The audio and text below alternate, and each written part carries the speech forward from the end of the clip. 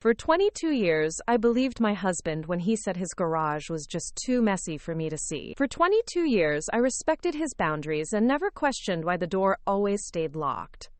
For 22 years, I was the perfect wife who trusted completely. But on a rain-soaked Tuesday morning in October, when I finally forced my way inside that garage, I discovered something so shocking it changed everything I thought I knew about my marriage, my life, and myself. Before we jump back in, tell us where you're tuning in from, and if this story touches you, make sure you're subscribed, because tomorrow I've saved something extra special for you. My name is Margaret Chen, though everyone calls me Maggie, and at 45 years old, I thought I had figured out the rhythm of my life in Riverside, Ohio. I was the wife who had dinner ready by 6, the mother who never missed a parent-teacher conference, and the neighbor who brought casseroles when someone was sick. Our house at 1247 Maple Street in the Willowbrook subdivision looked like something from a magazine cover, with its perfectly manicured lawn and cheerful yellow shutters that I repainted every 3 years without fail. Rob had always been particular about his spaces. When we first bought the house, he claimed the detached garage immediately, installing not just one lock but 3 separate deadbolts. "It's my workshop," he'd say with that charming smile that had won me over in college. "You know how men are about their tools and projects. It's just too chaotic in there for your organized mind, sweetheart." I'd laugh and agree, secretly pleased that he thought of me as organized and neat. It seemed sweet, even romantic, that he wanted to keep his messy masculine space separate from our beautiful home. The morning everything changed started like any other. The October rain drummed against our kitchen windows as I prepared Rob's coffee exactly how he liked it, 2 sugars and a splash of cream, while scrambling eggs for Tyler before his basketball practice. Emma had already left for her classes at Riverside Community College, texting me from the road that she'd forgotten her psychology textbook. Rob sat at the kitchen table scrolling through his phone, occasionally grunting responses to Tyler's chatter about the upcoming homecoming game. "Mom, can you drive me to practice early today?" Tyler asked, shoveling eggs into his mouth with the efficiency only teenage athletes possess. "Just give me the key, and we'll forget this happened." Something in his tone, something in the way he said "forget this happened," sent a chill down my spine. I'd spent 22 years smoothing over moments like this, apologizing for things I didn't understand, backing down from conflicts I couldn't name. But standing there in my kitchen, holding this mysterious key, I felt something stir inside me that I hadn't felt in years. Curiosity. Defiance. What if I don't want to forget this happened? The words surprised me as much as they surprised him. What if I want to know what this key opens?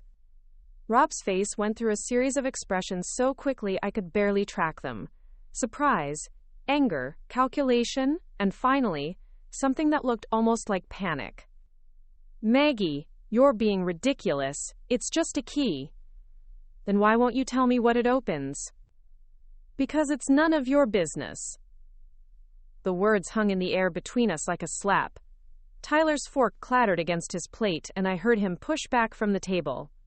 "I'll walk to practice," he mumbled, grabbing his gym bag and disappearing toward the front door before either of us could respond. I stood there holding the key, watching my husband's face, and feeling something shift inside me like tectonic plates moving after years of stillness. 22 years of marriage, and he was telling me something was none of my business. 22 years of being partners, and there were parts of his life I wasn't allowed to know about. "Rob," I said quietly, "what does this key open?" He ran his hands through his hair, a gesture I'd seen him make when he was trying to solve a particularly difficult problem at work. "Maggie, please. Can we not do this right now?" "I'm late for work," Tyler needed a ride, "and you're making a big deal out of nothing." But it wasn't nothing. I could see it in the way his hands shook slightly as he reached for his coffee cup. I could hear it in the way his voice had changed, becoming careful and measured.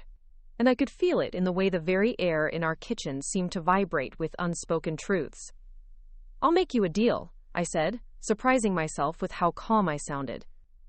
"Tell me what this key opens, and I'll drop it completely."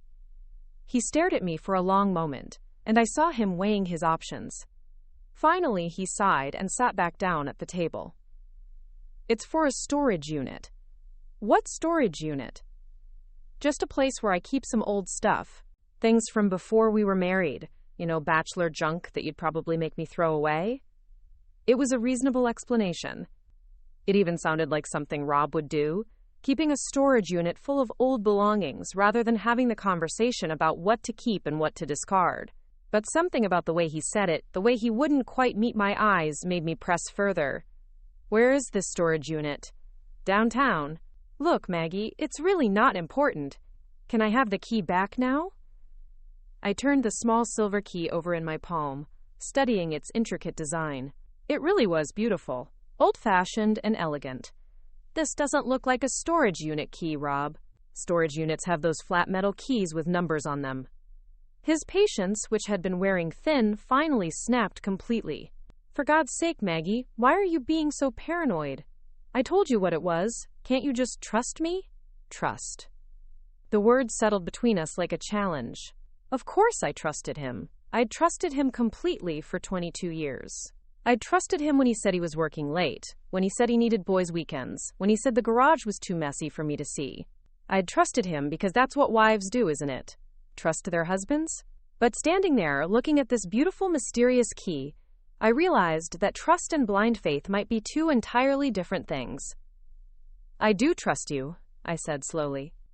But I want to understand why you keep this key in your jacket pocket, why you look terrified that I found it, and why you won't tell me what it really opens.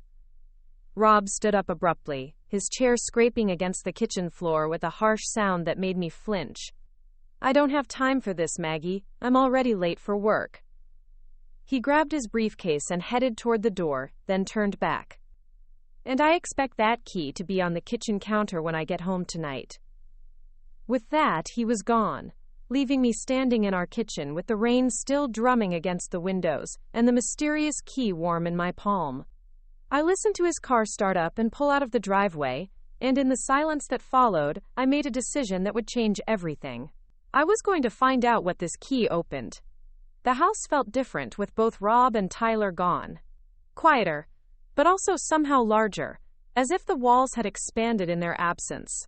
I poured myself another cup of coffee and sat at the kitchen table where Rob had been sitting just minutes before. The key lay in front of me, catching the gray morning light filtering through the windows.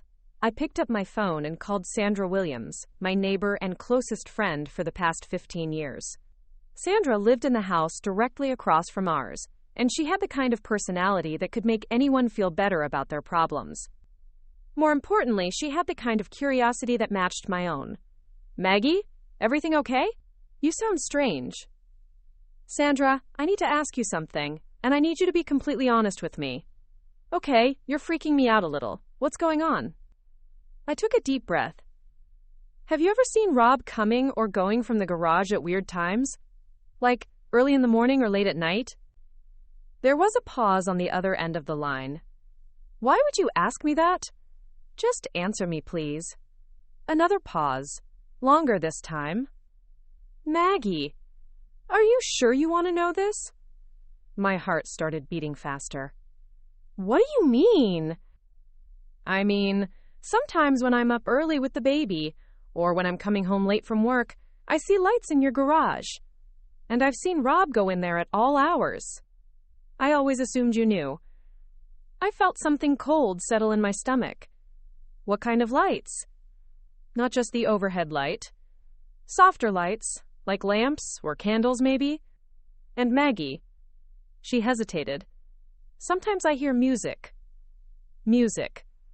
In the garage that was supposedly too messy and chaotic for me to see. The garage that was just full of tools and bachelor junk. What kind of music? Classical music. Piano music, mostly. It's actually quite beautiful. I ended the call with Sandra and sat staring at the key for a long time. Classical piano music in a garage full of tools. Soft lighting in a messy workshop. A beautiful, ornate key that Rob kept in his jacket pocket and guarded like a state secret. Outside, the rain continued to fall, and I realized that everything I thought I knew about my marriage might be built on a foundation of carefully constructed lies. And the only way to know for sure was to use this key and find out what my husband had been hiding from me for 22 years. The garage sat at the end of our driveway like a silent sentinel, its white paint pristine, and its small windows reflecting the gray sky.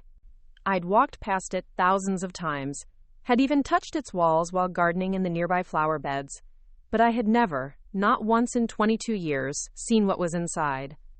I slipped on my rain boots and coat, tucked the key into my pocket, and stepped out into the October morning.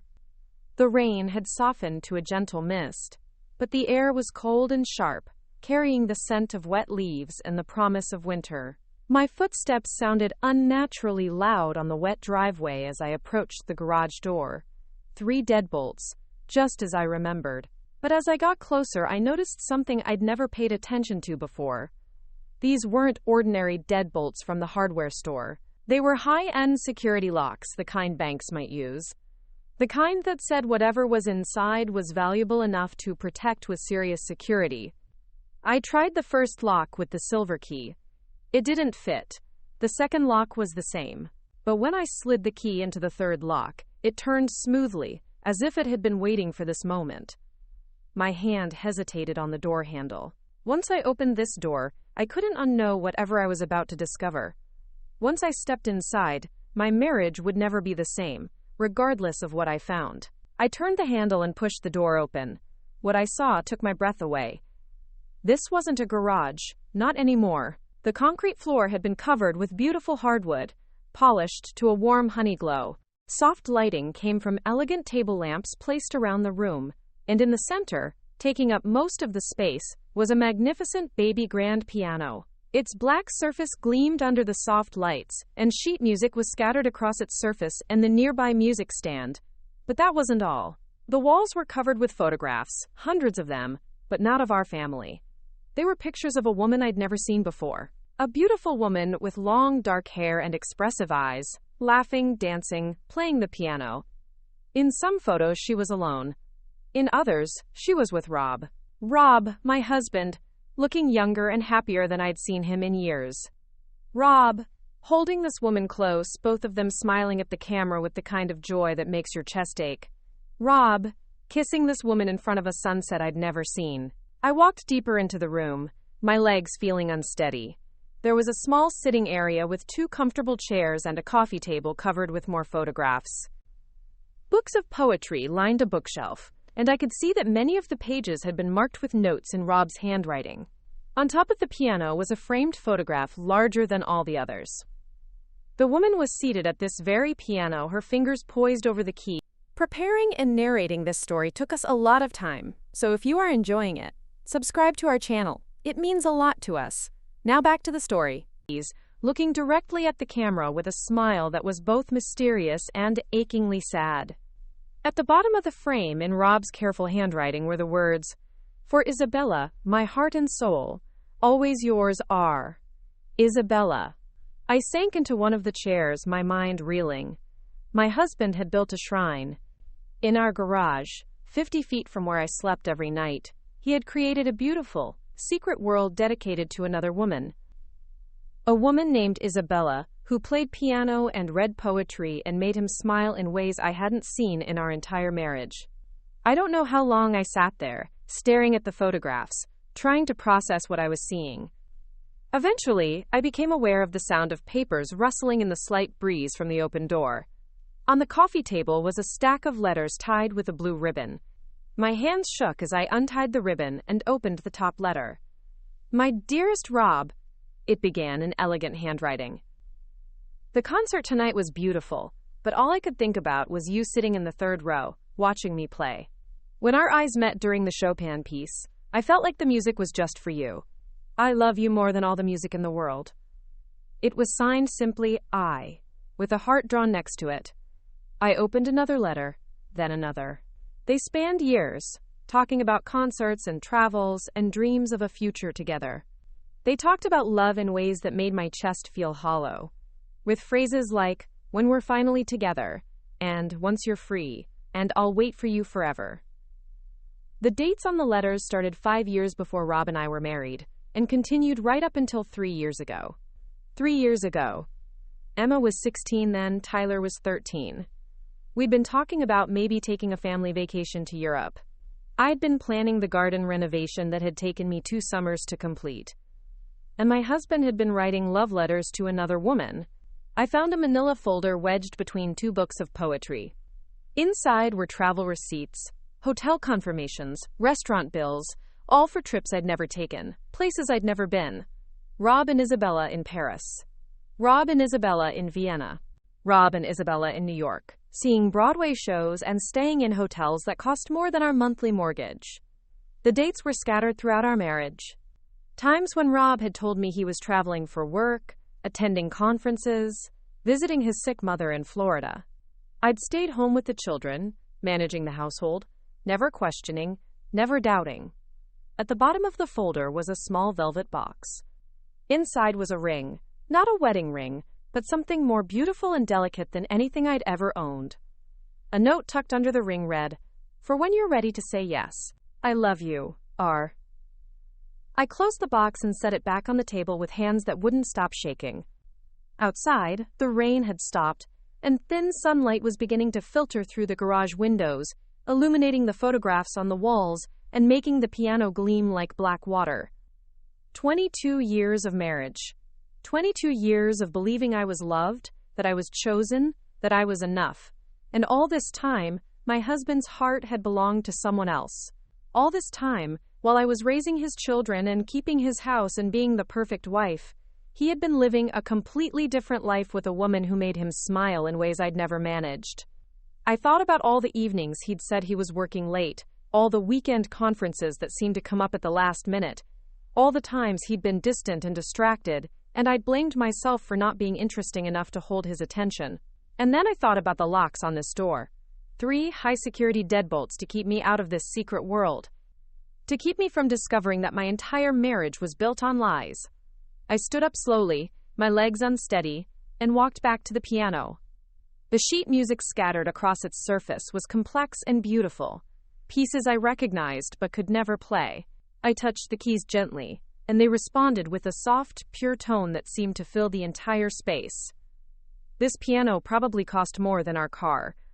This room, with its hardwood floors and elegant lighting and carefully curated photographs, represented an investment of time and money and love that Rob had never shown to our actual home, our actual life together. I looked around one more time, memorizing every detail, every photograph, every piece of evidence of the life my husband had been living without me. Then I walked to the door, stepped outside, and locked all 3 deadbolts behind me. But I kept the key. As I walked back toward the house, I realized that the woman who had gone into that garage was not the same woman who was coming out. That woman had been Maggie Chen, devoted wife and mother, the woman who always put everyone else's needs before her own, who smoothed over conflicts and kept the peace at any cost. This woman, walking through the mist toward a house that no longer felt like home, was someone else entirely. Someone who had questions that demanded answers. Someone who wasn't willing to pretend anymore. Someone who was about to turn her husband's carefully constructed world upside down. I spent the rest of that morning sitting at my kitchen table, staring at the silver key and trying to process what I had discovered. The house felt foreign around me, like I was visiting someone else's life. Every photograph on our walls, every piece of furniture we'd chosen together, every memory I'd thought we shared now felt contaminated by the truth of what I'd seen in that garage. When Emma came home for lunch between classes, she found me still sitting there, still holding the key. "Mom, are you okay? You look pale." She dropped her backpack by the door and came over to me, her face creased with concern. At 19, Emma had inherited Rob's analytical mind but my intuitive heart, and I could see her immediately picking up on the tension in the air. "I'm fine, sweetheart. Just tired." The lie came automatically, the same way all my lies had come for years. The lies I told myself, the lies I told others, the small deceptions that kept our family functioning smoothly. Emma sat down across from me and reached for my hand. "Mom, you're shaking. What's wrong? Did something happen with Dad?" The directness of her question caught me off guard. Emma had always been perceptive, but I'd never realized she might have noticed the subtle tensions in our marriage. I'd worked so hard to present a united front, to be the stable, happy family that everyone expected us to be. "Why would you ask about your father?" I said carefully. Emma shifted in her chair, suddenly looking older than her 19 years. "Mom, I've been away at college for a year now. When I come home, I notice things differently. You and Dad, you're like polite strangers living in the same house. You don't laugh together anymore. You don't even really talk to each other." Her words hit me like physical blows. If Emma could see it, how many other people had noticed that my marriage was hollow at its core?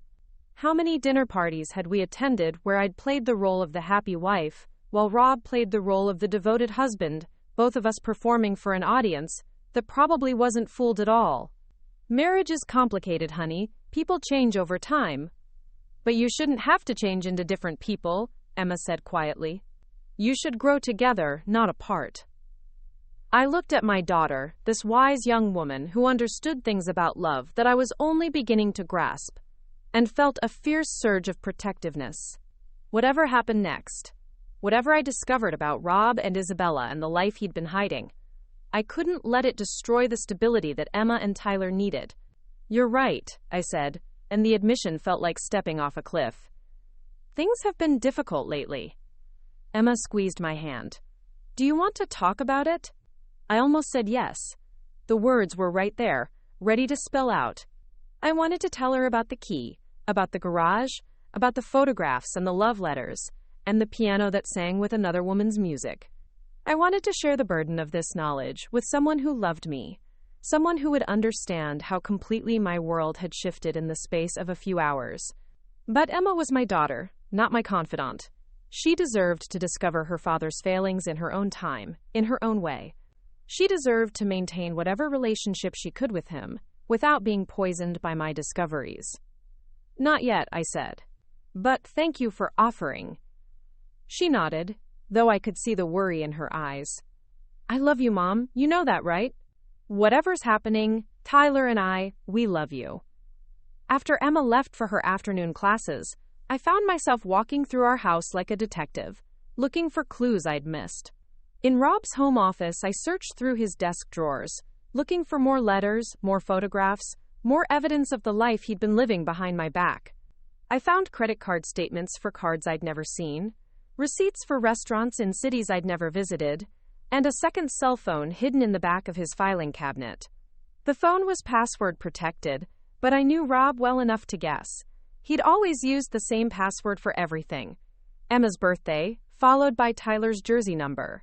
The phone unlocked on my first try, and what I found inside made my stomach turn. Text messages. Hundreds of them, stretching back years. Messages to Isabella. Messages from Isabella. Conversations about their life together that read like excerpts from a romance novel. There were photos, too. Pictures I recognized from the garage, but also newer ones. Selfies and casual shots that painted the picture of an ongoing relationship. But it was the dates that really destroyed me. Messages sent on my birthday, while Rob sat next to me at dinner. Messages sent on Christmas morning while our children opened presents in the living room. Messages sent on our wedding anniversary while I toasted to 22 years of marriage, with champagne Rob had bought on his way home from work. The most recent message was from 3 weeks ago. "My concert tour starts next month," Isabella had written. "I wish you could come with me. I hate being apart from you." Rob's response: "Soon, my love. Once the kids are both in college, we can finally be together properly. Just 2 more years. 2 more years." He'd been planning his exit strategy, counting down the days until he could abandon the family he'd built with me and start his real life with the woman he actually loved. I was just a placeholder, a convenient arrangement he was tolerating until his children were old enough to not need him anymore. I sat in his office chair, surrounded by the evidence of his betrayal, and felt something inside me break open. Not my heart, exactly. My heart had been breaking slowly for years, so gradually I hadn't even noticed. What broke was my ability to make excuses for him. to rationalize his behavior, to convince myself that our problems were somehow my fault. 22 years of marriage, and I'd been living with a stranger. 22 years of devotion, and he'd been planning his escape almost from the beginning. 22 years of believing I was loved, and I'd been nothing more than an obligation he was waiting to outgrow. The sound of Tyler's key in the front door snapped me back to the present. I quickly put everything back where I'd found it and composed myself as much as possible. Tyler didn't need to come home to a mother who looked like she'd been hit by a truck. "Hey, Mom," he called from the kitchen. "Practice was brutal. Coach says if we play like that in the homecoming game, we're going to embarrass ourselves in front of the whole town." I found him at the refrigerator, his hair still damp with sweat, loading up on leftover pizza and sports drinks, with the enthusiasm only a 16-year-old athlete could muster. "How was your morning?" he asked around a mouthful of cold pizza. "Dad seemed weird when he left for work. Did you guys have a fight or something?" Another direct question from one of my children. Another moment where I had to choose between honesty and protection. "We had a disagreement," I said carefully. "Nothing for you to worry about." Tyler nodded, but I could see him filing the information away. He was like his father in that way, analytical and observant, always trying to understand the systems and patterns around him. But unlike his father, Tyler's observations came from a place of genuine care, rather than calculated manipulation. "You know you can talk to me, right?" he said, echoing his sister's words from earlier. "I mean, I know I'm just a kid, but I'm not stupid. I can tell when something's wrong." I walked over and hugged him, this tall, strong boy who still smelled like the little child I'd rocked to sleep for years. "You're not just a kid. You're a wonderful young man, and I'm proud of you. But you're not going to tell me what's wrong." "Not yet?" He pulled back and looked at me with eyes that were so much like my own. "Is it something Dad did?" The question hung in the air between us, and I realized that my children knew more about their father than I'd given them credit for. They'd grown up watching him, just as I had, but with the clarity that comes from not being emotionally invested in maintaining illusions. "Tyler, do you think your father is a good man?" The question surprised both of us. I hadn't meant to ask it, but once the words were out, I found myself genuinely curious about his answer. Tyler considered for a long moment, his expression serious. "I think Dad is complicated. He's smart, and he works hard, and he wants good things for Emma and me, but..." He paused, clearly struggling with how to articulate something he'd probably never put into words before. "But..." "What?" "But I don't think he's very good at loving people. Like, he loves us because we're his kids and he's supposed to, but I don't think he knows how to choose to love someone just because he wants to." Does that make sense? It made perfect sense. More sense than anything anyone had said to me in years. "That makes a lot of sense," I said quietly. Tyler finished his pizza and grabbed his backpack. "I've got homework, but Mom, whatever's going on, you don't have to protect us from it." Emma and I, we're not little kids anymore. We can handle knowing that our parents are real people with real problems. After Tyler went upstairs, I found myself back at the kitchen table with the silver key. The house was quiet around me, filled with the kind of silence that feels heavy with secrets. I thought about Isabella, somewhere out there, getting ready for a concert tour and believing that in 2 years she'd finally have the man she'd been waiting for. I thought about Rob, driving home from work, probably texting her from traffic lights, telling her how much he missed her, and how soon they'd be together.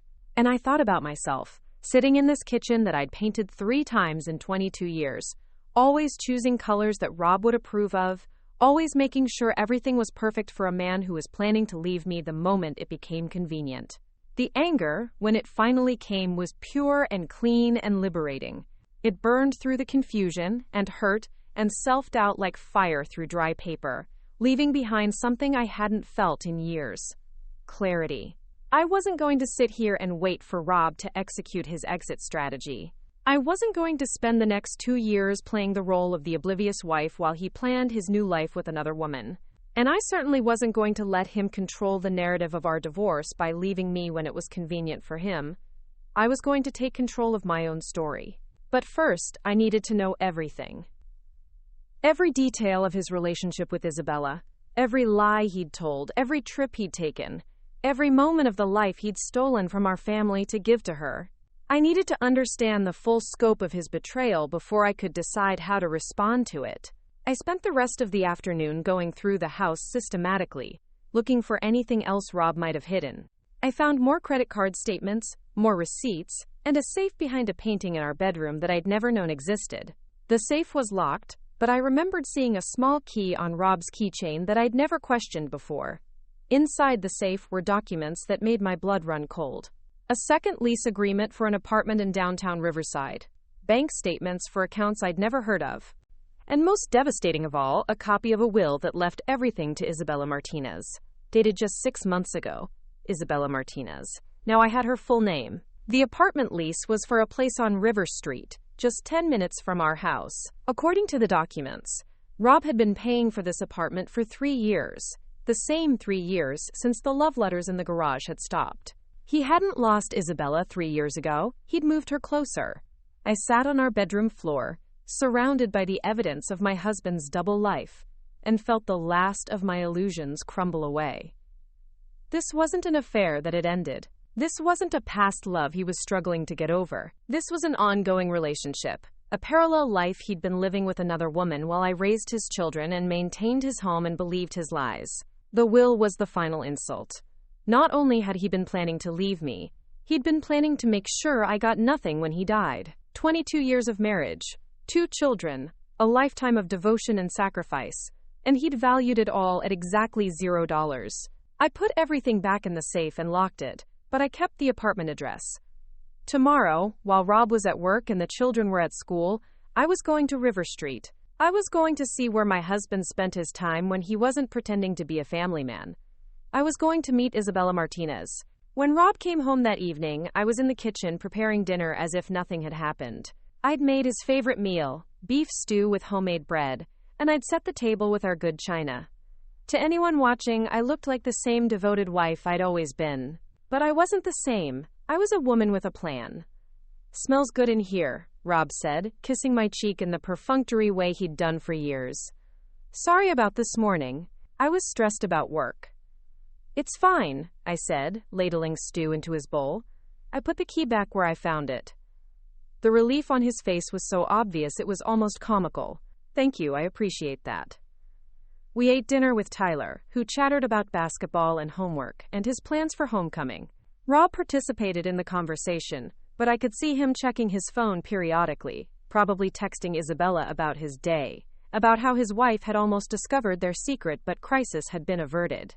After Tyler went upstairs to finish his homework, Rob and I sat in the living room watching television. Or rather, he watched television while I studied his face, looking for signs of the man I'd thought I'd married. But all I could see was a stranger who happened to share my last name and my mortgage. "Maggie," he said during a commercial break, "I want you to know that I love you." The words should have meant something. A month ago, they would have filled me with warmth and reassurance. But sitting there with the knowledge of Isabella's apartment lease and the will that left everything to her, they sounded like lines from a script he'd been reciting for years. "I love you too," I said, because it was the response he expected, and I wasn't ready to show my hand yet, but as I said the words, I realized they were no longer true. You can't love someone who doesn't exist, and the man I'd thought I loved had never existed at all. He'd been a character Rob played when he was home, a role he performed to maintain his cover story while he lived his real life with someone else. That night, after Rob fell asleep, I lay in our bed staring at the ceiling and thinking about tomorrow. Tomorrow, I would drive to River Street and see the apartment where my husband kept his mistress. Tomorrow, I would finally understand the full scope of what I was dealing with. And tomorrow, I would start figuring out how to destroy the carefully constructed lie that my marriage had become. But tonight, I was still Maggie Chen, devoted wife and mother, lying next to a man who was probably dreaming about another woman while I planned his downfall. The irony wasn't lost on me. River Street was exactly what I'd expected. Trendy apartment buildings mixed with converted warehouses, art galleries, and coffee shops catering to young professionals and artists. The kind of neighborhood where a concert pianist might choose to live. The kind of place that was everything our suburban home in Willowbrook was not. I parked across the street from 1847 River Street and studied the building.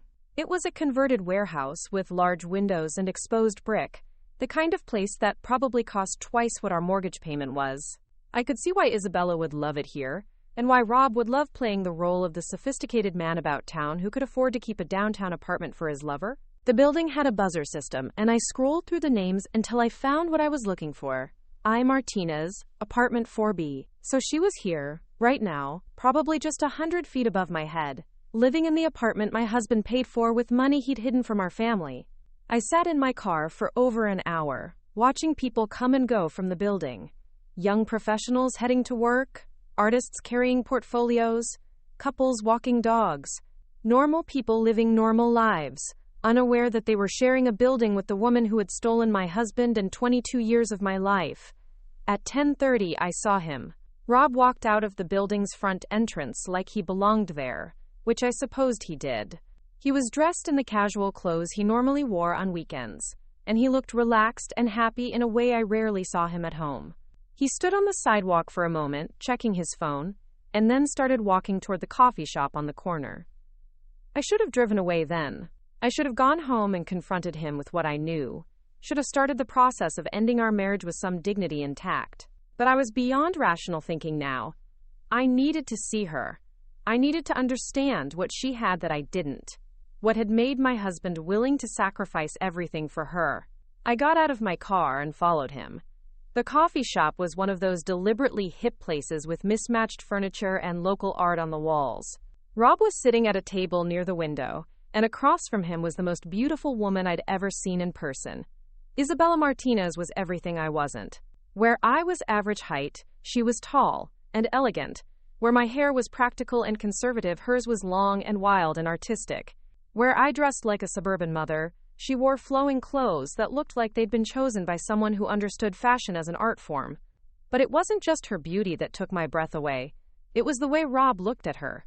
In 22 years of marriage, Rob had never looked at me the way he was looking at Isabella right now. His whole face was alive with attention and adoration. He was leaning forward, hanging on her every word, laughing at things she said with genuine delight. This was what love looked like when it was real, when it was chosen rather than convenient. I stood outside the coffee shop window, watching my husband be truly happy for the first time in our entire relationship, and felt something inside me die completely. They were discussing something seriously now, their heads bent together over what looked like travel brochures. Isabella pointed to something on a page, and Rob nodded enthusiastically. She reached across the table and took his hand, and he lifted it to his lips and kissed her palm, like she was something precious and sacred. I'd seen enough. More than enough. I walked back to my car on unsteady legs, my vision blurred with tears I hadn't realized I was crying. The drive home passed in a haze of anger and grief, and something that might have been relief. At least now I knew. At least now I understood exactly what I was dealing with. Rob was in love. Deeply, genuinely, completely in love. Just not with me. When I got home, I sat in my driveway for a long time, staring at our house. The yellow shutters I'd painted so carefully, the flower beds I'd tended for years, the front door where I'd hung seasonal wreaths to make our home welcoming and beautiful. It all looked foreign to me now, like a stage set for a play I was no longer willing to perform in. My phone buzzed with a text message. It was from Rob. Working late tonight. Don't wait up. Working late. The same lie he'd been telling for years. Probably the same lie he'd tell Isabella when he needed to come home to maintain his cover story with his family. I typed back, "Okay, love you." But as I sent the message, I realized it would be the last lie I ever told him. Tomorrow, everything was going to change. Emma was in the kitchen when I walked in, making herself a sandwich between classes. "Mom, you look terrible. Are you getting sick?" I caught a glimpse of myself in the hall mirror and understood why she was concerned. My face was pale and drawn, my eyes red from crying, my hair disheveled from the wind and my own nervous hands. "I'm fine, sweetheart. Just tired." Emma put down her sandwich and walked over to me. "Mom, please, talk to me. Something is really wrong, and I'm worried about you." I looked at my daughter, this beautiful, intelligent young woman who deserved so much better than the example of marriage I'd been showing her. She deserved to know that love should be mutual and honest and real. She deserved to understand that she should never accept being someone's second choice. "Your father is having an affair," I said quietly. The words hung in the air between us like smoke from an explosion. Emma's face went through a series of expressions: shock, confusion, hurt, and finally, something that looked almost like relief. "How long have you known?" she asked. "I found out yesterday." "How long has it been going on?" I sat down at the kitchen table, suddenly exhausted.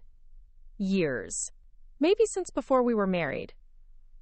Emma sat down across from me, reaching for my hands. "Mom, I'm so sorry." "Are you surprised?" She considered the question seriously. "Yes and no. I'm surprised that he actually did it, but I'm not surprised that he's capable of it. Does that make sense?" It made perfect sense. Emma had grown up watching Rob, and she'd learned to see him clearly in ways I'd never managed. "What are you going to do?" she asked. "I don't know yet, but I'm not going to pretend I don't know about it."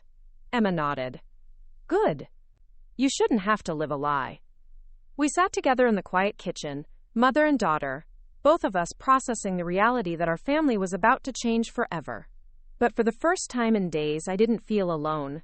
Emma was with me, and that made everything feel possible. "There's something else," I said. "I need to tell Tyler, too. He already knows something's wrong. He asked me about it this morning." "What did you tell him?" "That Mom and Dad have been unhappy for a while, and that whatever happens, we love both of you." Smart kids. Smarter than their parents, apparently. When Tyler came home from school, we sat him down and told him together. His reaction was different from Emma's, but equally mature. He was angry, but not surprised. He had questions, practical ones, about where we'd live and whether he'd still be able to play basketball and finish high school with his friends. "Are you going to get divorced?" he asked. "I don't know yet," I said honestly, "but things are going to change." "Will you be okay?" Emma asked. "Financially, I mean?" It was a question I hadn't fully considered yet, but it was important. I'd been out of the workforce for most of our marriage, raising children and managing the household. I had a college degree, but no recent work experience. The house was in both our names, but most of our assets were in accounts Rob controlled.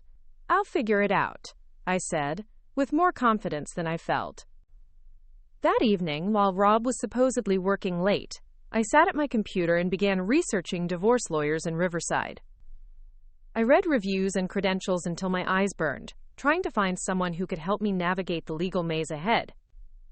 I also opened my own bank account for the first time in 20 years, transferring what little money I had access to into an account that was mine alone. It wasn't much, but it was a start. As I worked, I felt something I hadn't experienced in years: agency. For the first time in decades, I was making decisions about my own life instead of simply reacting to decisions other people made for me. Rob came home just after midnight, slipping into bed quietly and falling asleep almost immediately. I lay awake next to him, planning my next moves and feeling oddly calm.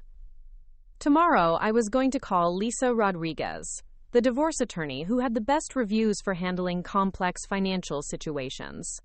Tomorrow, I was going to start the process of legally untangling my life from Rob's. But tonight, I was still technically married to a man who had spent the evening with another woman, probably making plans for their future together while I researched how to protect myself from his lies.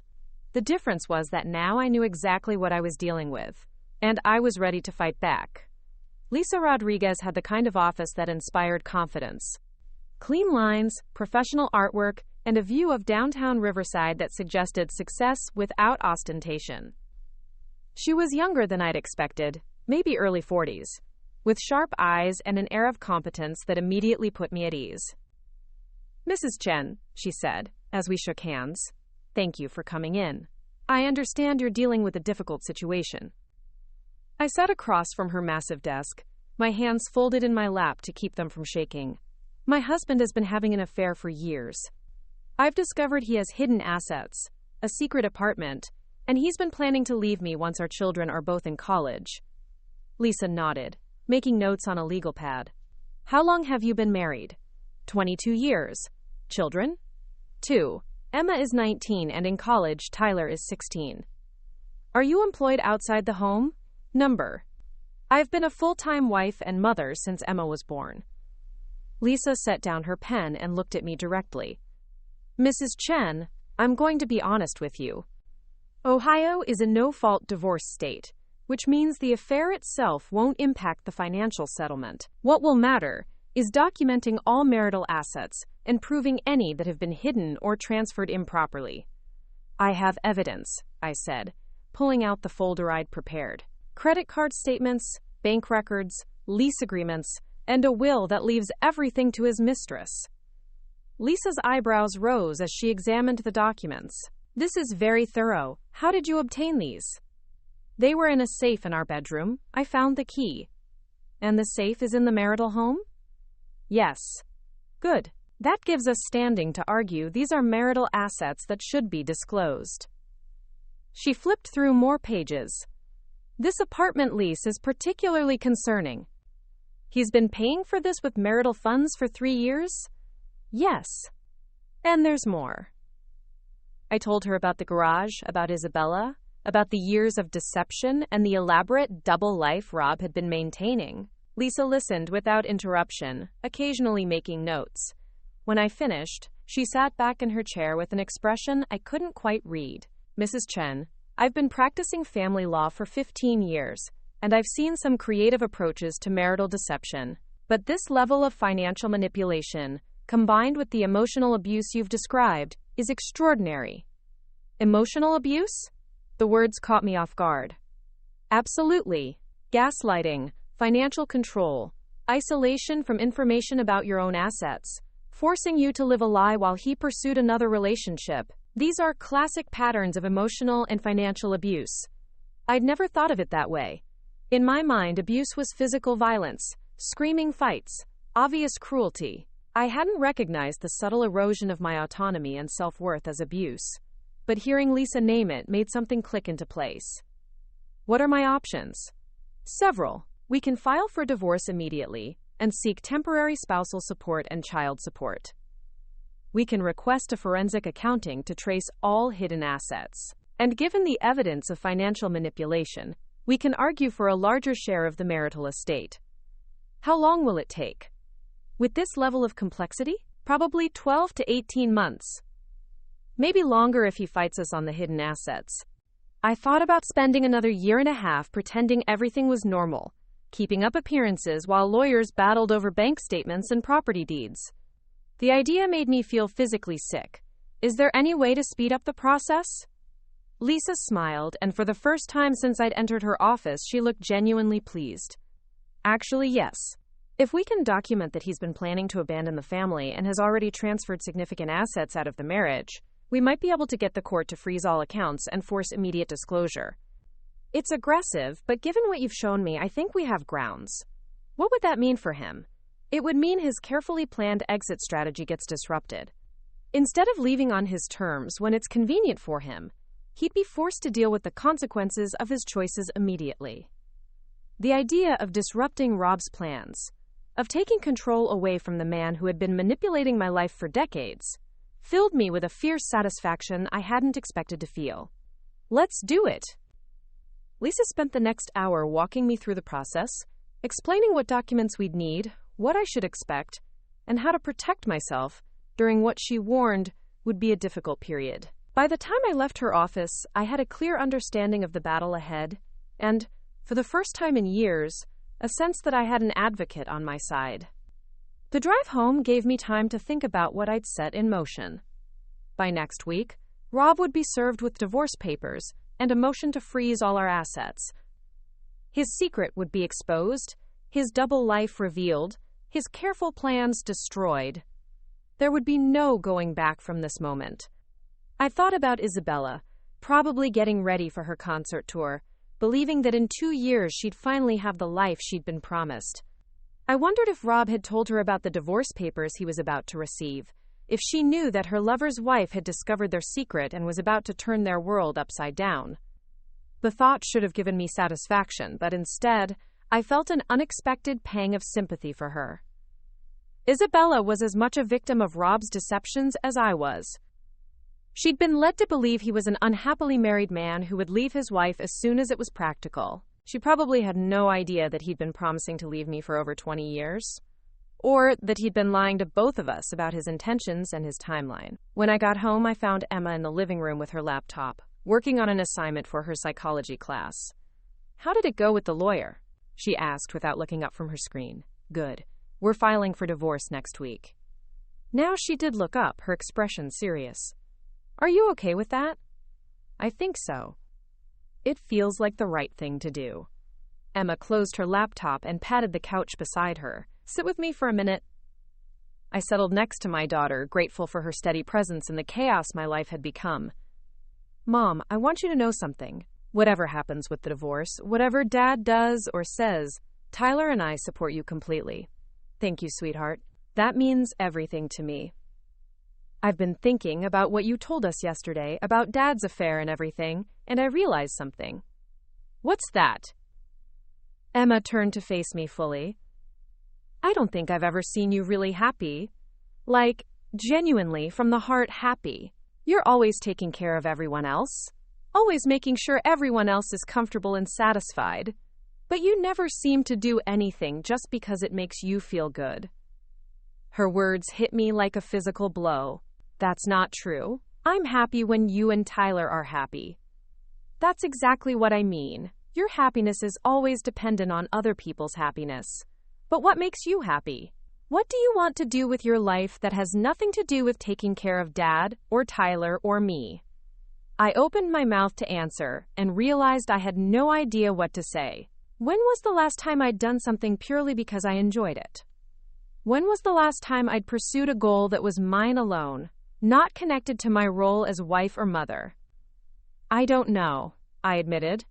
"Well, maybe this divorce is a chance to figure that out." That evening, Rob came home in an unusually good mood. He was humming as he hung up his coat, and he seemed more energetic than I'd seen him in months. I wondered if he'd spent the day with Isabella, if they'd been making final plans for her concert tour or discussing their future together. "Good day?" I asked as he kissed my cheek. "Very good. I think we're going to close the Morrison account next week. It's been months of work, but it's finally coming together." The Morrison account. I'd heard him mention it dozens of times over the past year, but now I wondered if it even existed. Was it another cover story? Another way to explain away his absences and his distraction?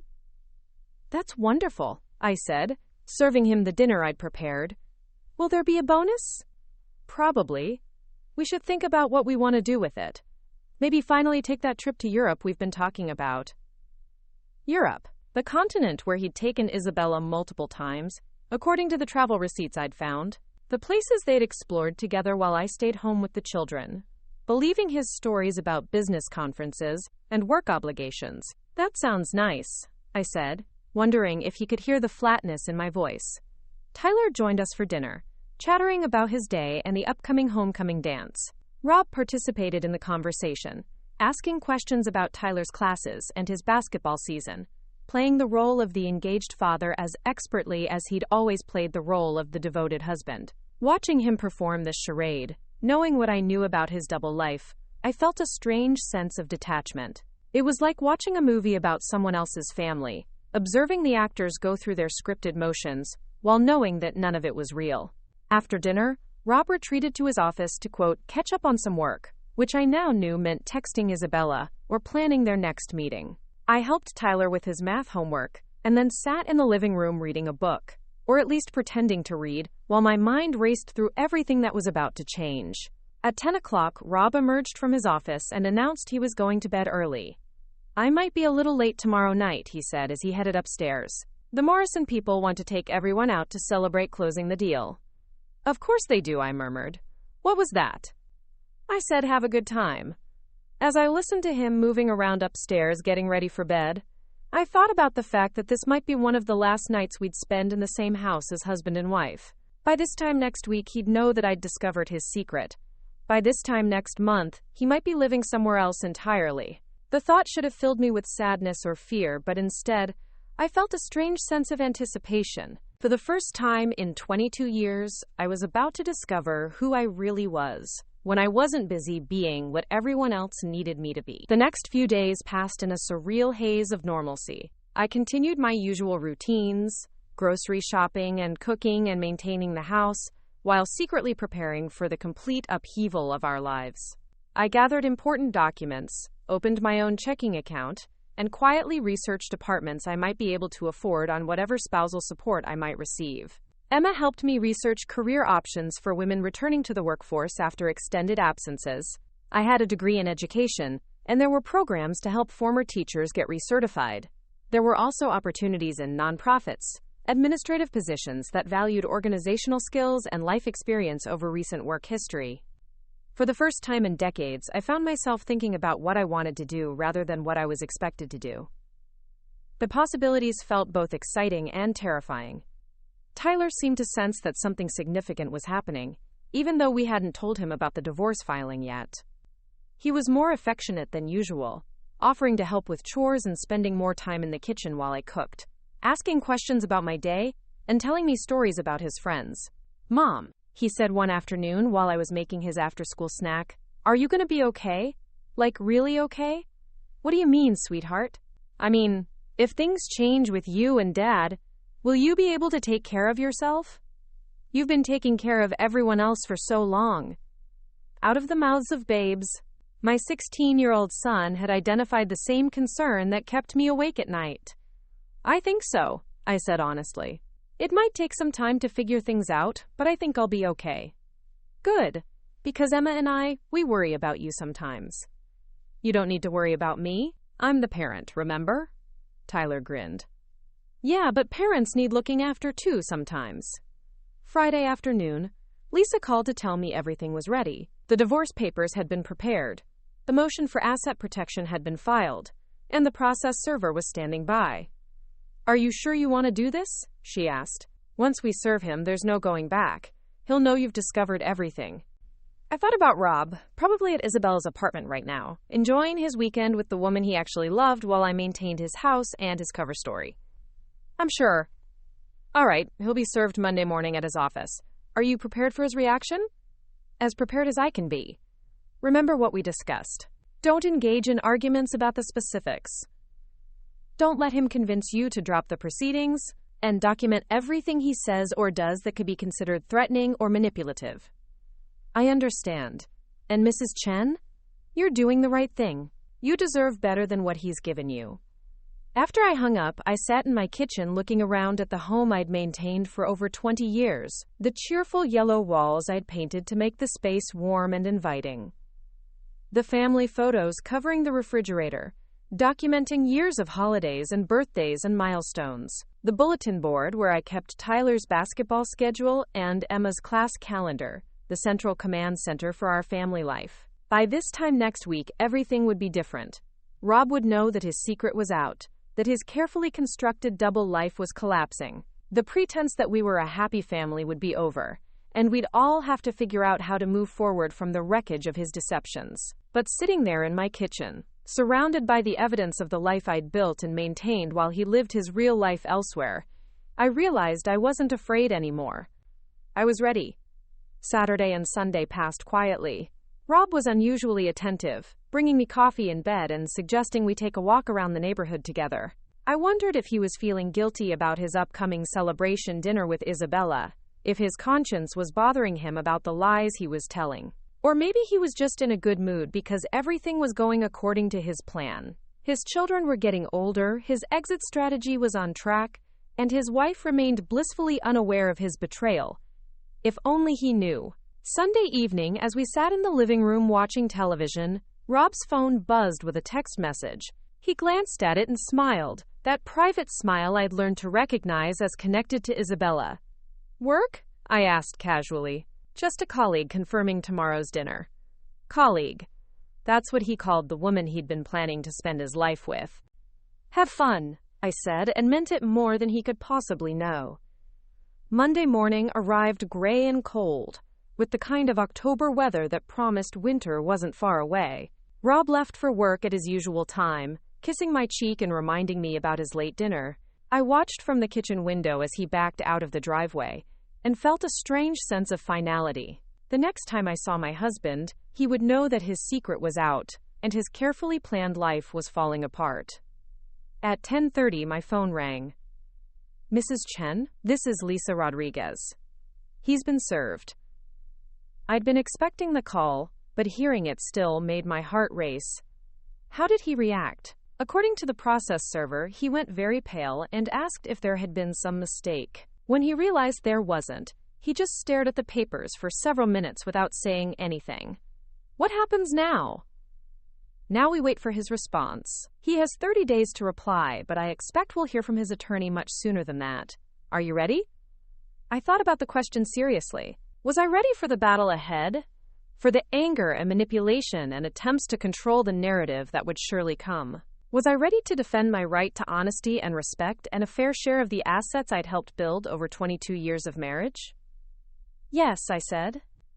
I'm ready. The first call came at 11:15. I let it go to voicemail. The second call came at 11:30. Voicemail again. By noon, he'd called 6 times. I finally answered the 7th call. Maggie. His voice was tight with controlled fury. We need to talk. Now. There's nothing to talk about, Rob. Everything I have to say is in the court documents. Don't be ridiculous. This is insane. You can't just blow up our family over some misunderstanding. Misunderstanding. 22 years of deception, hidden assets, and emotional manipulation, and he was calling it a misunderstanding. It's not a misunderstanding, Rob. I know about Isabella. I know about the apartment, the hidden accounts, the will that leaves everything to her. I know about all of it. The silence on the other end of the line stretched so long, I wondered if he'd hung up. How? He finally asked. The silver key you keep in your jacket pocket. The one that opens the 3rd lock on your garage shrine. Another long silence. Maggie, listen to me. This isn't what it looks like. I can explain everything. No explanations. No more lies. I'm done, Rob. You can't be serious about this divorce. Think about the kids. Think about our life together. Think about what you're throwing away. I'm not throwing anything away. You already did that when you decided to build your real life with someone else. I hung up before he could respond. The house felt different after that call. Lighter somehow, as if a weight I'd been carrying for years had finally been lifted from my shoulders. I'd confronted him, stood my ground, and refused to be drawn back into his web of lies and manipulation. For the first time in decades, I felt truly free. The afternoon brought more calls, more attempts to draw me into arguments and negotiations, and emotional blackmail. I didn't answer any of them. Whatever Rob had to say, he could say it through his lawyer. Emma came home from classes to find me sitting in the kitchen with a cup of tea, looking more peaceful than I'd looked in months. It's done, I said simply. She sat down across from me and reached for my hand. How do you feel? Scared, relieved, free. I paused, considering, ready for whatever comes next, even if what comes next is hard. Especially if what comes next is hard. I've been taking the easy path for 22 years, and look where it got me. Emma squeezed my hand. I'm proud of you, Mom. Thank you, sweetheart. That means more to me than you know. When Tyler got home from school, we told him together about the divorce papers and what would happen next. He took the news with the same maturity he'd shown throughout this entire process. Will Dad be moving out? He asked. Probably. We haven't worked out the details yet. Will I still be able to finish high school here? That's the plan. Nothing's going to change for you and Emma if I can help it. Tyler nodded thoughtfully. Good. I like my school, and I want to graduate with my friends. What about Dad? Emma asked. How do you think he's going to handle all this? It was a good question. Rob was a man who valued control above almost everything else, and I'd just taken away his ability to control the narrative of our marriage. He was facing the exposure of his secret life, the loss of his carefully hoarded assets, and the collapse of his exit strategy. I think he's going to be very angry, I said honestly, and I think he's going to try to make this as difficult as possible for all of us. Can he do that? Tyler asked. He can try, but he can't force me to go back to pretending I don't know the truth. That evening, I made dinner for Emma, Tyler, and myself. 3-place settings instead of 4. And it felt more right than any family dinner had felt in years. We talked about Emma's classes, Tyler's upcoming game, and my plans for finding work once the divorce was finalized. We were cleaning up the dishes when Rob's car pulled into the driveway. "Do you want us to stay?" Emma asked. "No, go upstairs. I need to handle this myself." I heard Rob's key in the front door and took a deep breath. This would be our first face-to-face conversation since I'd served him with divorce papers, and I had no idea what to expect. He appeared in the kitchen doorway, looking haggard and older than his 48 years. His tie was loosened, his hair disheveled, and his eyes were red-rimmed with exhaustion or stress.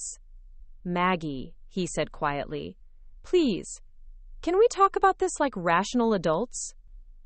"There's nothing to discuss, Rob. I know about Isabella, and I know about the life you've been planning without me. This marriage is over." He slumped against the doorframe as if the weight of his deceptions had finally become too much to bear. "I never meant for it to happen this way," he said. "What way did you mean for it to happen? Were you planning to just disappear one day? Leave me a note. I was going to tell you. Once Tyler graduated, once the timing was better. The timing was better for you, you mean? Once you'd extracted everything you could from this family and were ready to move on to your real life." Rob ran his hands through his hair, the same gesture he'd made in the kitchen when I'd first found the key. "It's not that simple, Maggie. You don't understand." "Then explain it to me. Explain how you justified lying to me for 22 years. Explain how you justified stealing from our family to pay for your mistress's apartment. Explain how you justified making me believe I was loved when you were actually just marking time until you could leave." He opened his mouth to speak, then closed it again.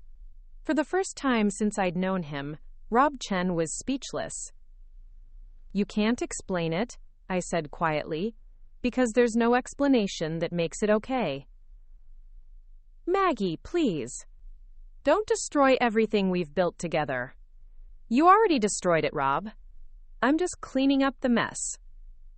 He stared at me for a long moment, and I saw something shift in his expression. The pleading look disappeared, replaced by something harder and more calculating. "You have no idea what you're doing," he said, his voice taking on an edge I'd never heard before. "You think you can just take half of everything I've worked for and start over? You haven't worked a day in 20 years. You have no skills, no experience, no way to support yourself. I'll figure it out. Will you? Because I've been talking to my lawyer, and he thinks you're going to find this process a lot more difficult than you expect." The threat was subtle but unmistakable. He was going to make this as hard as possible for me, try to intimidate me into backing down and accepting whatever crumbs he was willing to offer. "Then I guess we'll see what the court thinks about your hidden assets and your secret life." Rob's face flushed with anger. "You're making a mistake, Maggie. A huge mistake. The only mistake I made was waiting 22 years to do this." He stared at me for another moment, then turned and walked out of the kitchen. I heard him stomping up the stairs, slamming doors, moving around our bedroom with the kind of angry energy that suggested he was packing a bag. 20 minutes later, he was back downstairs with a suitcase in his hand. "I'll be staying somewhere else until we can work this out," he said. "Good idea." He paused at the front door, looking back at me with an expression I couldn't read. "This isn't over, Maggie." "Yes," I said quietly. "It is." After he left, I sat in my living room listening to the silence and realizing that for the first time in 22 years, I was truly alone in my own home. No one to cook for, no one to clean up after, no one to defer to or accommodate or try to please. It should have felt lonely or frightening. Instead, it felt like freedom. Outside, the October wind was picking up, rattling the windows and sending leaves skittering across the driveway. But inside my house, everything was still and peaceful, and mine. Tomorrow would bring new challenges, legal battles, financial negotiations, and the hard work of rebuilding my life from scratch. But tonight, I was simply a woman who had finally found the courage to stop living a lie. And that felt like the best beginning I could ask for. The weeks following Rob's departure felt like living in a house where the thermostat had finally been adjusted to the right temperature. Without his brooding presence and constant undercurrent of deception, our home became lighter, more spacious, filled with honest conversation and genuine laughter for the first time in years. Emma and Tyler adapted to the new dynamic with surprising grace, and I began to understand that they'd been feeling the weight of their father's lies just as much as I had. 3 weeks after serving the divorce papers, I received a thick envelope from Rob's attorney. Inside were financial disclosure forms and a settlement offer that made my hands shake with anger. Rob was proposing to give me 30% of our assets, claiming that since he'd been the sole breadwinner, he deserved the larger share. The offer included enough money to buy a small apartment, but nowhere near what I was entitled to after 22 years of marriage. What infuriated me most was the list of assets he'd claimed. According to his disclosure, we owned only the house, 2 modest retirement accounts, and his current salary. There was no mention of the downtown apartment, the hidden bank accounts, or any of the investments I discovered in his secret safe. He was betting that I didn't know about them, or that I wouldn't be able to prove they existed. Lisa Rodriguez's response was swift and devastating. Within a week, she'd filed a motion for contempt of court, detailing every hidden asset I'd documented and requesting immediate forensic accounting of all financial records. She also requested that Rob be held in contempt for failing to disclose marital property as required by law. The motion created exactly the chaos I'd hoped for. Rob's carefully controlled narrative began to unravel as forensic accountants traced money flows, private investigators documented his living arrangements, and subpoenas forced banks to reveal accounts he'd thought were safely hidden. But it was the discovery of Isabella's financial dependence that truly shattered his world. During the asset investigation, we learned that Rob hadn't just been paying for Isabella's apartment. He'd been supporting her completely for the past 3 years. Concert pianists, apparently, don't always earn steady incomes, and Isabella had been relying on Rob's generosity to maintain her lifestyle while building her career. The financial records showed payments for everything from her apartment and car to her concert wardrobe and music lessons. More damaging still, we discovered that Rob had promised Isabella a specific timeline for their future together. According to email evidence the forensic accountants uncovered, he'd told her repeatedly that he would file for divorce as soon as Tyler turned 18. He'd painted himself as a devoted father who was staying in an unhappy marriage only for his children's sake, counting down the days until he could be free to live openly with the woman he truly loved. The timeline made Isabella complicit in Rob's deception, but it also revealed her as another victim of his manipulation. She'd been waiting for years for promises he might never have intended to keep, building her life around a future that existed only in Rob's carefully crafted stories. When Lisa shared this information with me, I felt an unexpected surge of sympathy for Isabella. She'd believed his lies just as completely as I had. The difference was that she thought she was waiting for freedom, while I'd been living in a prison I didn't even know existed. The legal battle that followed was everything Lisa had warned me it would be. Rob fought every disclosure, challenged every asset valuation, and attempted to paint me as a vindictive ex-wife, trying to destroy him out of spite. His attorney argued that I'd been living comfortably for decades and should be grateful for the security Rob had provided, conveniently ignoring the fact that much of our marital wealth had been secretly diverted to fund his double life. But Rob had underestimated both my resolve and the strength of the evidence I'd gathered. The garage shrine alone painted a picture of a man who'd been emotionally checked out of his marriage for decades, and the financial records told the story of systematic deception and theft of marital assets. 6 months into the divorce proceedings, Rob's strategy changed dramatically. Instead of fighting the asset division, he began trying to negotiate. His attorney called Lisa with increasingly desperate offers, each one more generous than the last. Rob was running out of money to fund his legal defense, and the public nature of the proceedings was destroying his reputation both professionally and personally. The turning point came when Isabella left him. According to Emma, who'd heard it from a friend who knew someone in Rob's office, Isabella had finally learned the full truth about Rob's financial situation and his promises to leave me. Faced with the reality that he'd been using marital assets to support her while lying to both of us about his intentions, she'd ended their relationship and moved to New York to pursue her concert career without his financial support. Rob's carefully constructed world had collapsed completely. He'd lost his wife, his children's respect, his financial security, and the woman he'd claimed to love more than anything. He was living in a studio apartment downtown, driving a used car, and facing the prospect of paying substantial alimony and child support for years to come. But for me, the divorce proceedings had become something unexpected. A journey of self-discovery. While lawyers battled over asset divisions and support calculations, I'd begun rebuilding my life in ways I'd never imagined possible. With Emma's encouragement, I'd enrolled in a certification program for nonprofit management, discovering that my years of organizing family life and managing household resources had given me skills that translated beautifully to professional environments. I'd also started volunteering at the Riverside Women's Center, helping other women navigate divorce and domestic violence situations. My experience with emotional manipulation and financial abuse had given me insights that proved invaluable to women facing similar challenges. For the first time in my adult life, I was using my experiences to help others, rather than simply enduring them in silence. The work was emotionally demanding but deeply fulfilling.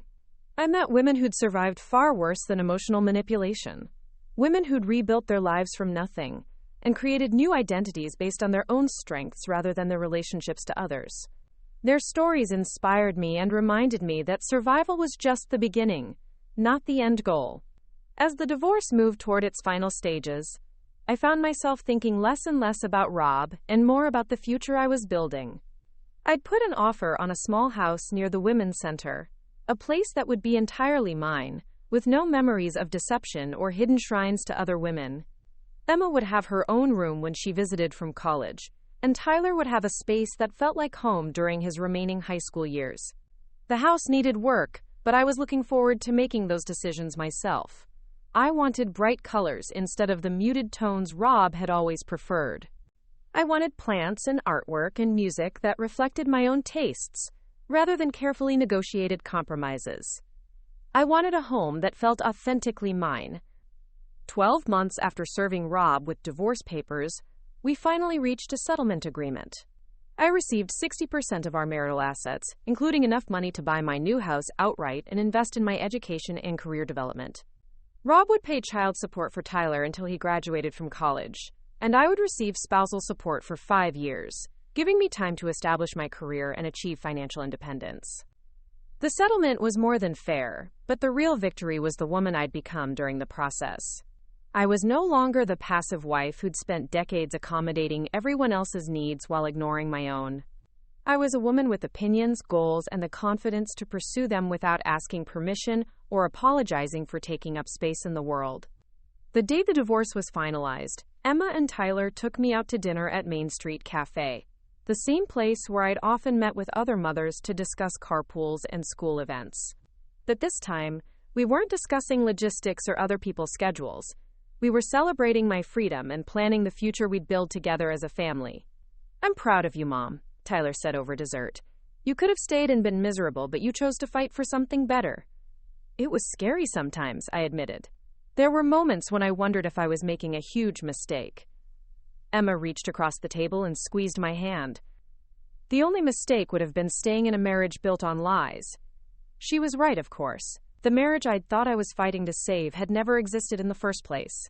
Rob had been performing the role of husband and father while living his real life elsewhere, and I'd been so busy trying to be the perfect wife that I'd never stopped to ask whether the man I was trying to please was worth the effort. 2 months later, I moved into my new house on Elm Street, just 6 blocks from the Women's Center, where I now worked full-time as a program coordinator. The house was a small Victorian cottage with original hardwood floors, tall windows that let in streams of natural light, and a kitchen where I could experiment with cooking for pleasure rather than obligation. The best part of the house was the sunroom at the back, which I'd converted into a small office and reading nook. I'd painted the walls a warm yellow that reminded me of sunshine, filled the space with plants and comfortable furniture, and created a corner where I could work on the blog I'd started about life after divorce. Writing about my experiences had become another unexpected source of healing and purpose. The blog attracted readers from around the world, women who were struggling with similar situations or who had survived their own journeys from deception to independence. Their stories reminded me that emotional abuse and manipulation were far more common than I'd realized, and that many women were living lives of quiet desperation while maintaining facades of happiness. The blog led to speaking opportunities at women's groups and divorce support meetings, sharing my story and encouraging others to trust their instincts when something felt wrong in their relationships. I talked about the importance of financial independence, the warning signs of emotional manipulation, and the courage it takes to choose truth over comfortable lies. 6 months after moving into my new house, I received an unexpected visitor. Dorothy Peterson, the elderly neighbor from my old street, appeared at my front door with a casserole dish and a curious expression. "I hope you don't mind me tracking you down," she said, settling into my living room with the familiarity of someone who'd known me for years. "I wanted to see how you were doing and tell you something important." Dorothy had always been the unofficial neighborhood watchwoman, observing everyone's comings and goings with the sharp attention of someone who'd lived long enough to recognize patterns others missed. "I should have said something years ago," she continued, "but I wasn't sure how to bring it up without seeming like a busybody." "What do you mean?" "About your husband and his visitor, the woman who used to come to your house when you weren't home." My heart stopped. "What woman?" "Tall, dark-haired, always dressed very elegantly. She had a key to your house and would let herself in, usually when your husband's car was in the driveway, but yours wasn't." This went on for years, maybe a decade or more. Isabella had been in my house, in the home where I'd raised my children, where I'd cooked meals and folded laundry and maintained the fiction of our happy family life. She'd been walking through my rooms, probably laughing about the naive wife who had no idea her husband's real life was happening right under her nose. "I assumed you knew," Dorothy continued. "I thought maybe she was a relative or a friend of the family. But after what happened with your divorce, I realized you probably didn't know about her visits." The revelation should have hurt, but instead it filled me with a strange sense of completion. I'd wondered how Rob and Isabella had managed to maintain such an extensive relationship while keeping it secret from me. Now I understood that there had been no real secrecy, just my own willful blindness and his confidence that I would never question or investigate. "Thank you for telling me," I said to Dorothy. "I'm glad I know the truth." "Are you really?" Sometimes the truth can be more painful than not knowing. I considered her question seriously. A year ago, I might have agreed with her. A year ago, I might have preferred the comfortable lie to the devastating truth. But sitting in my sunny living room, surrounded by furniture I'd chosen and art that reflected my own taste, I knew that truth was always better than illusion. "I'm really glad I know," I said. "The truth set me free." Dorothy smiled and patted my hand. "Good for you, dear. You look happier than I ever saw you in that other house." She was right. Despite everything I'd lost, everything I'd had to learn to do on my own, I was happier than I'd been in decades. The contentment I felt wasn't dependent on anyone else's approval or affection. It came from living authentically, making choices based on my own values and desires, rather than trying to maintain someone else's version of who I should be. A year and a half after my divorce was finalized, Emma graduated from college with a degree in psychology and a plan to pursue graduate school in social work. Tyler was finishing his senior year of high school and had been accepted to several colleges with partial basketball scholarships. Both of my children had thrived during the transition, seeming more relaxed and confident than they'd been while living under the shadow of their father's deceptions. Rob had faded from our daily lives almost completely. He attended Tyler's basketball games and maintained a civil relationship with both children, but the man who'd once dominated our household with his moods and demands had become a peripheral figure.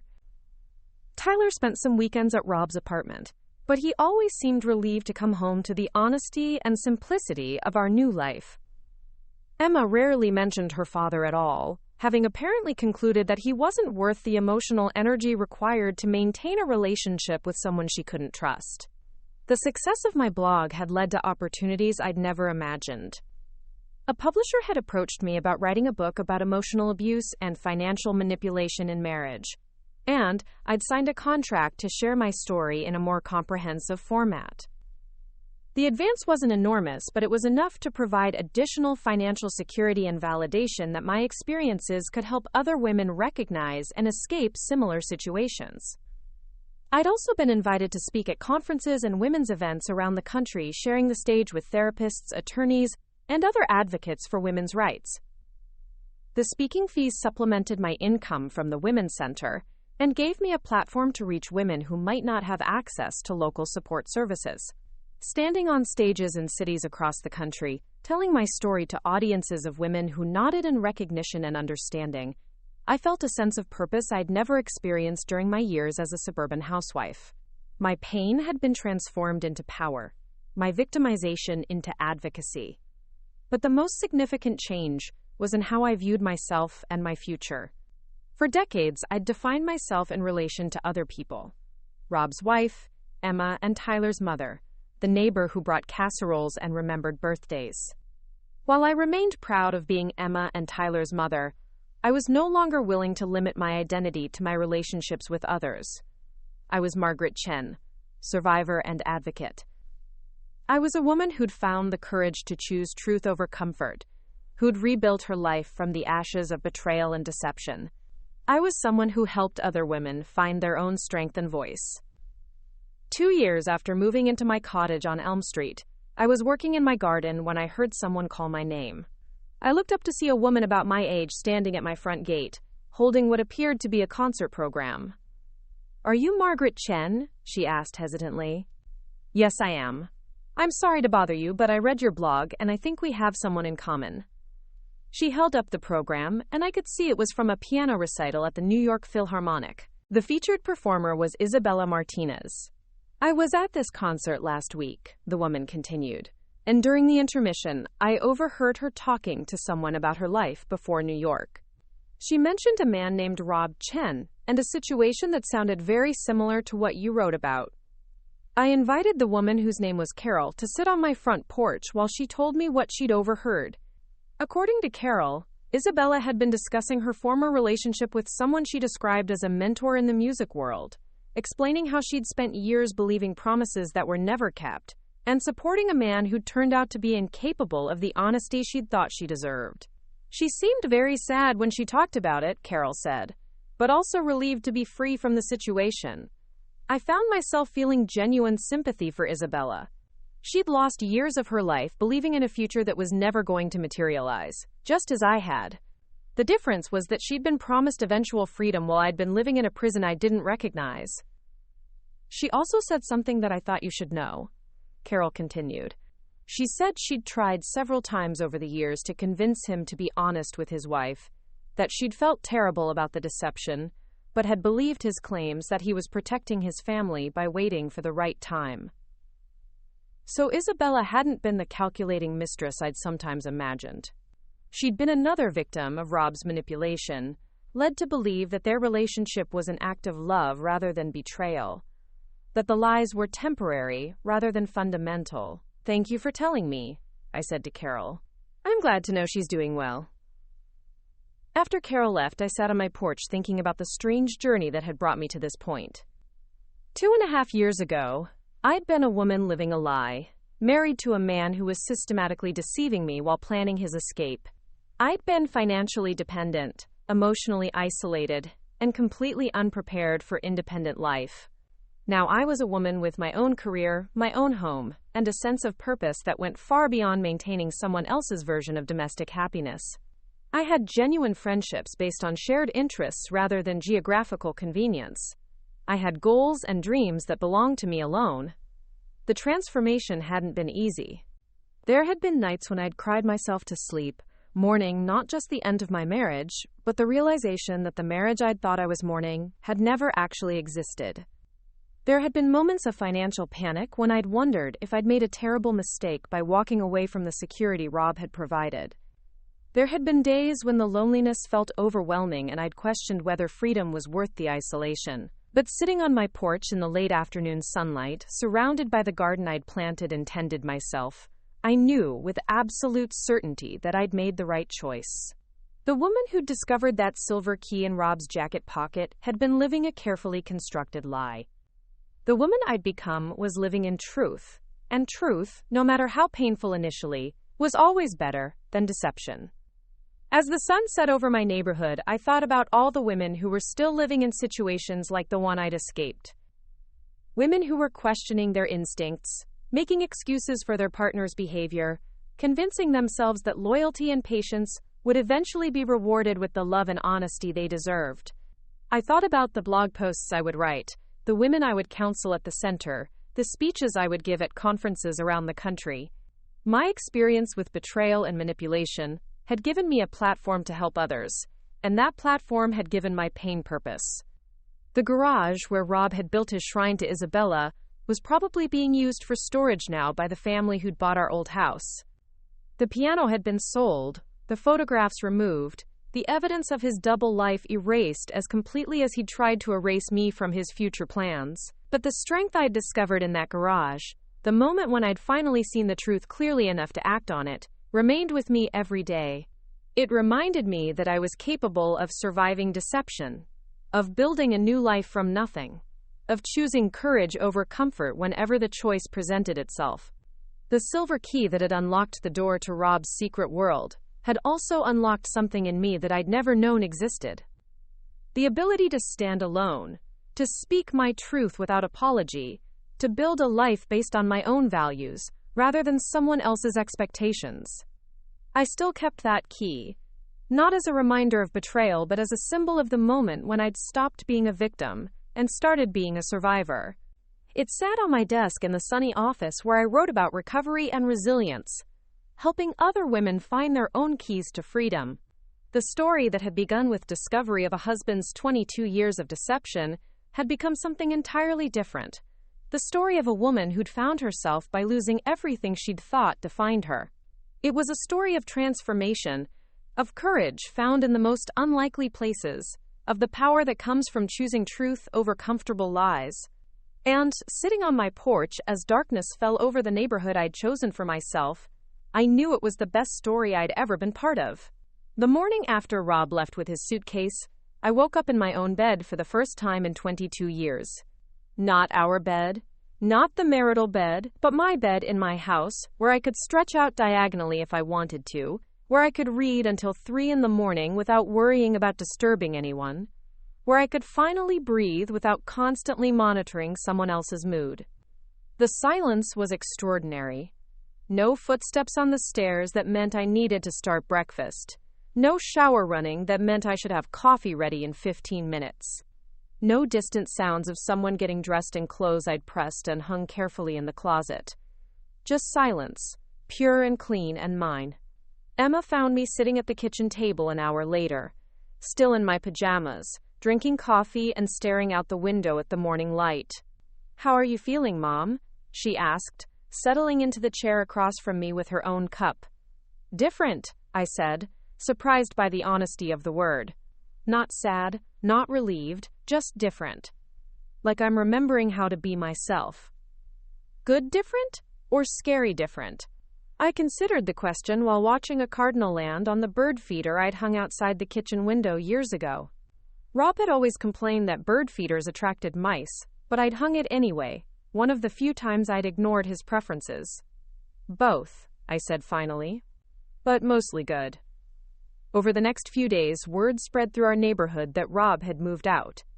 Some neighbors offered awkward condolences, as if someone had died.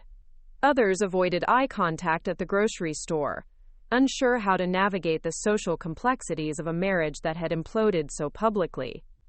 But Sandra Williams, my neighbor and friend, showed up at my door with a bottle of wine and a fierce expression. "I should have said something years ago," she announced, pushing past me into the kitchen. "About the woman I saw coming and going from your garage. I thought you knew, and then when I realized you didn't, I thought it wasn't my place." Isabella had been using the garage entrance regularly. Of course she had. Rob wouldn't have risked bringing her through the front door where neighbors might see, but the garage had its own entrance from the alley behind our house. She'd probably parked there dozens of times, walking directly into their secret sanctuary without ever setting foot in the home where his actual family lived. "I'm glad you didn't tell me then," I said, pouring wine for both of us. "I wasn't ready to hear it." "But you're ready now?" "Now I'm ready for anything." The legal proceedings moved faster than Lisa Rodriguez had predicted.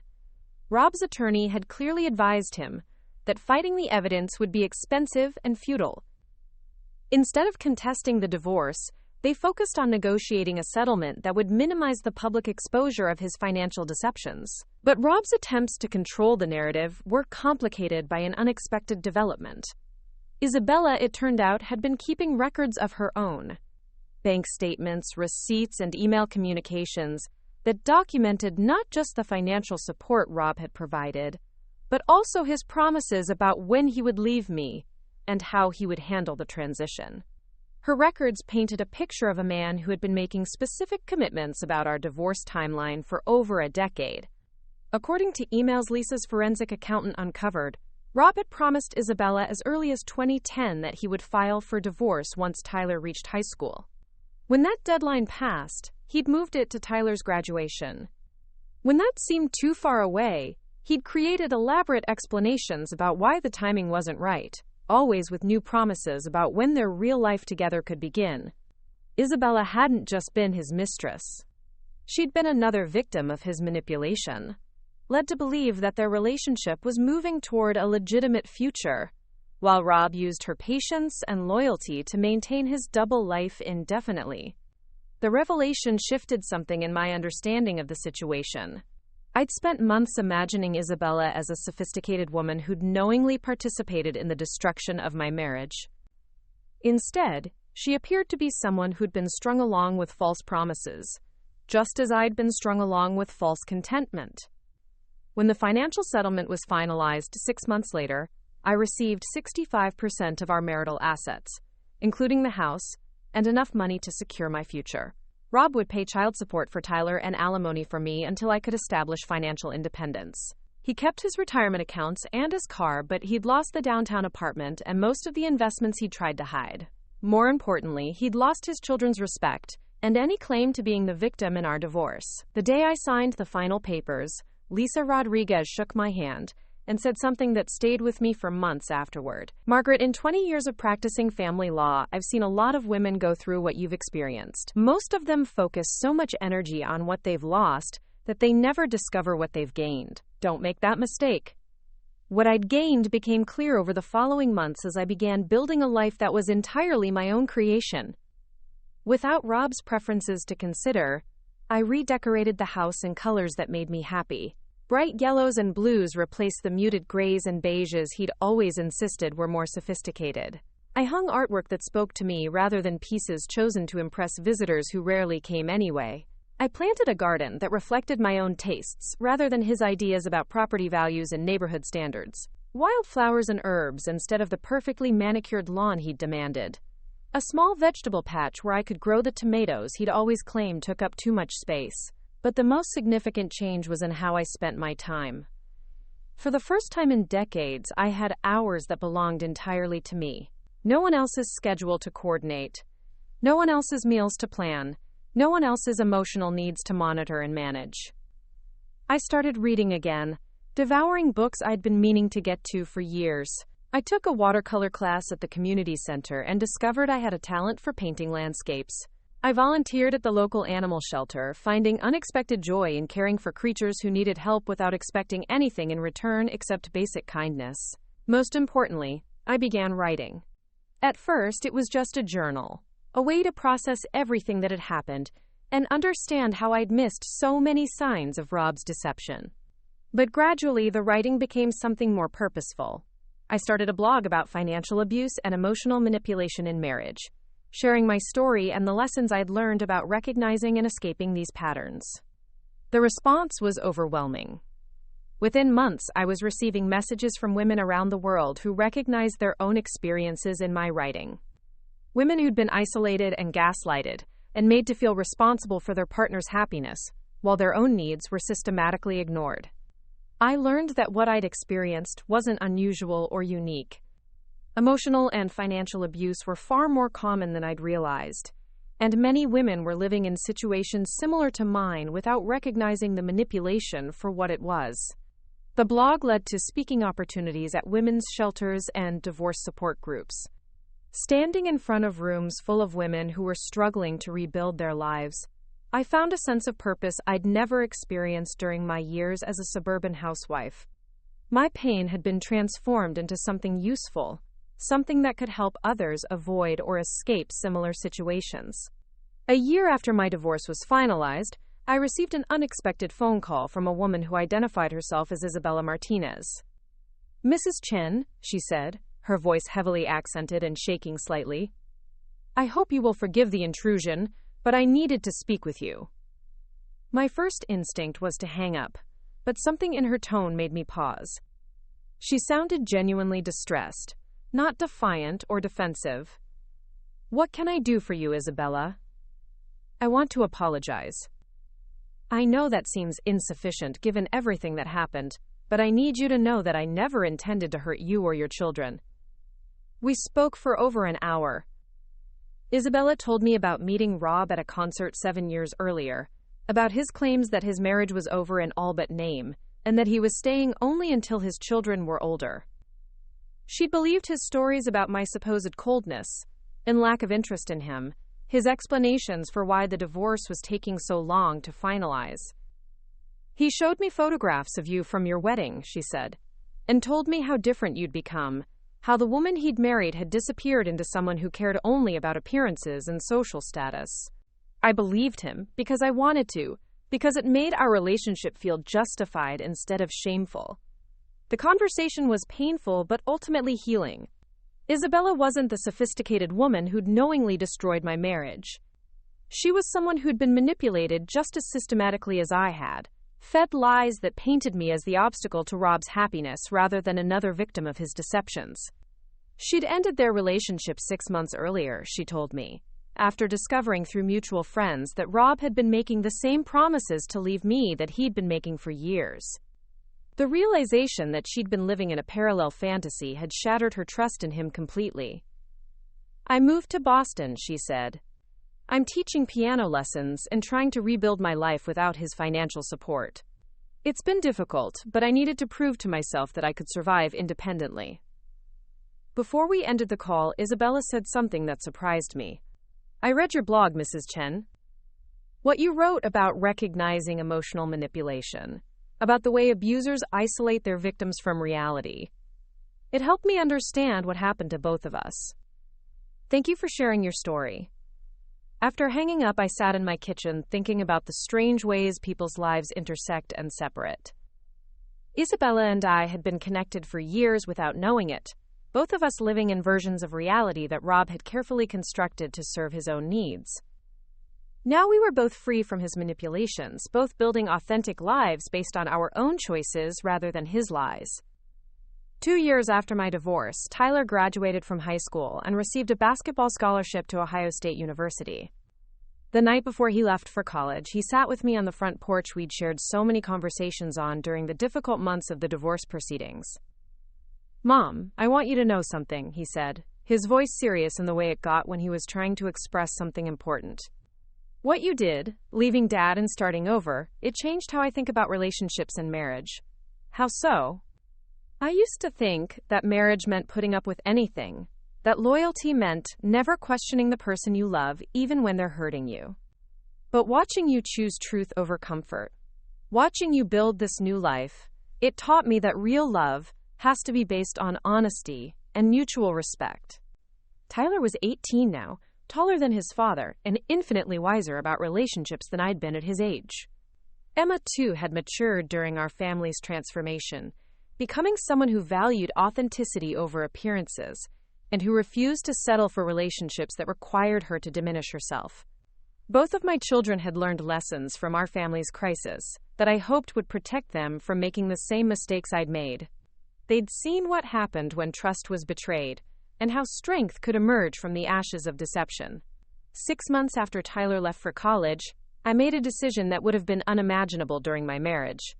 I sold the house on Maple Street and bought a small cottage downtown, just a few blocks from the Women's Center, where I now worked as a full-time counselor. The cottage was everything the suburban house had never been. Cozy instead of impressive, filled with natural light instead of carefully staged furniture, designed for comfort rather than entertaining people who were never really friends anyway. I painted every room myself, choosing colors that made me smile, instead of colors that would photograph well for some imaginary magazine spread. My new neighborhood was a community of artists, teachers, social workers, and retirees who'd chosen character over status. My neighbors borrowed cups of sugar and invited me to potluck dinners and noticed when I was out of town and made sure my plants were watered. It was the kind of community I'd always wanted, but had never known how to create while I was busy maintaining Rob's version of success.